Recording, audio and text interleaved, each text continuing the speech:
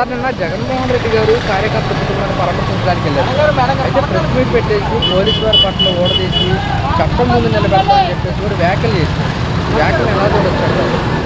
అది ఇంతకుముందు అతను ఇప్పుడు ఎమ్మెల్యే కానీ మినిస్టర్ కానీ ఎవరికైనా పోలీసు వాళ్ళు ఎవరు గెలిస్తే వాళ్ళకి ఇది ఇవ్వాలి, భద్రత ఇవ్వాలి కదా.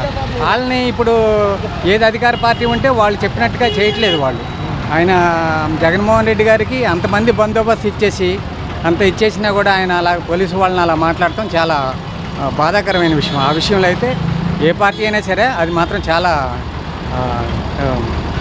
చిన్నతనమైన విషయం. ఎందుకంటే ఎస్ఐ గారు కూడా ఆయన కూడా చాలా బాధపడుతూ చెప్పాడు, నువ్వు సీఎం అయితే అవ్వచ్చు, ఎమ్మెల్యే అవుతాయి, ఎమ్మెల్యేకి ఇవ్వాల్సిన గౌరవం ఇవ్వాలి.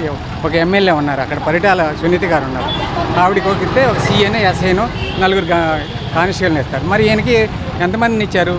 500 మంది 1000 మంది ఇచ్చారు ప్రొడక్షన్. అంతమందిని ఇచ్చినా కూడా ఆ జనం ఫోర్స్కి తట్టుకోలేకపోయారు. ఆ హెలికాప్టర్ని ఆగం చేశారంటే అవి అన్నీ ఏదే కొంచెం రాజకీయం కాదు, కొనుక్కోవడానికి తప్ప వేరే ఏదేం కాదు. అది పోలీసు వారిని అడ్డు పెట్టుకుని కూటమి ప్రభుత్వం దౌర్జన్యాలు చేస్తుందని చెప్పేసి జగన్మోహన్ రెడ్డి అలా అనుకుంటే చంద్రబాబు నాయుడు గారిని లైట్లు ఆపేసి నడిపించారు. ఆయన ఒక సీఎం అయి ఉండి కూడా, ఒక 14 సంవత్సరాలు సీఎంగా చేసిన ఆయన్ని ఒక ప్రెస్ మీట్ పెట్టుకోవడానికి కూడా ఆయనకు పర్మిషన్ ఇవ్వలేదు. మరి అలా అనుకుంటే అలాగా ఆయన వాళ్ళ నాన్నగారు చనిపోయినప్పుడు జగన్మోహన్ రెడ్డి గారు పాదయాత్ర చేస్తూ ఉంటే ఎంత సపోర్ట్ చేశారు.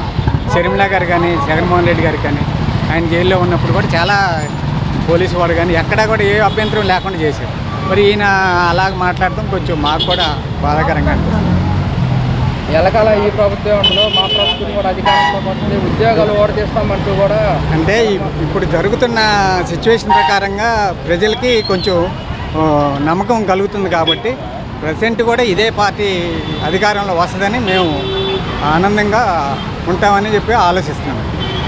వైసీపీ వాళ్ళు ఏమంటున్నారంటే భద్రత లోపం, పూర్తిగా భద్రత లోపం ఉంది, మాజీ సీఎం వస్తున్నా కానీ కనీసం ఏర్పాట్లు చేయట్లేదు అని చెప్పేసి అది ప్రజలు ఆయన్ని చూడాలని అభిమానం మీద విపరీతంగా వచ్చారు కాబట్టి అంత ఫోర్స్ వచ్చింది కాబట్టి ఆయన మీద అభిమానం మీద అలా తోసుకున్నారు కాబట్టి భద్రతా లోపం కాదు.